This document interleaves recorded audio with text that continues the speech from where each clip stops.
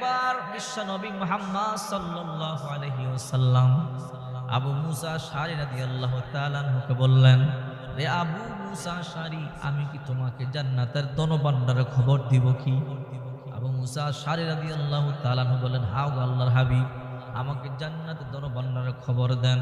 আল্লাহর পয়গম্বর বললেন, জান্নাতের ধনভাণ্ডার হলো লা হাওলা ওয়ালা কুওয়াতা ইল্লা বিল্লাহ।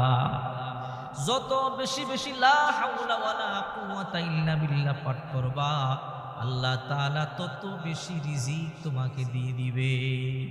এই জন্য বেশি বেশি লা হাওলা ওয়ালা কুওয়াতা ইল্লা বিল্লাহ পড়বেন।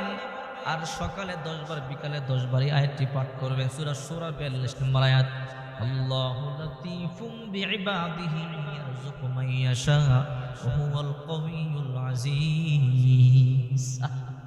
নবীজি একদিন আবু সাঈদ আল খুদরি রাদিয়াল্লাহু তাআলা আনহুকে নিয়ে মসজিদের মধ্যে ঢুকছে। আল্লাহর হাবিব মসজিদের মধ্যে ঢোকার পরেই দেখেন একজন যুবক সাহাবী, নাম তার আবু উমামা রাদিয়াল্লাহু তাআলা আনহু, তার বাড়ি মদিনায়, আনসারী সাহাবী, মুহাজির নয়, আনসারী সাহাবী।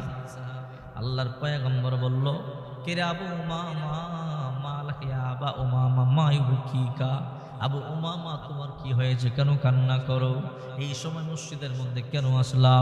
আবু উমামা বলে, নবীজি গো, দুশ্চিন্তার মধ্যে পড়ে গেছি, টেনশনের মধ্যে পড়ে গেছি, ঋণগ্রস্ত হয়ে পড়েছি। ওগো নবীজি, ঋণগ্রস্ত হয়ে পড়েছি, মানুষেরা ঋণ নেওয়ার জন্য আসতেছে, তাই আর কোনো রাস্তা পাই না, মসজিদের মধ্যে চলে আসলাম। আল্লাহর পয়গম্বর বলে, আবু উমামা রে, এমন একটি দোয়া তোমাকে শিখাই দিব কি, যে দোয়াটি সকালে পাঠ করবা, বিকালে পাঠ করবা, আল্লাহ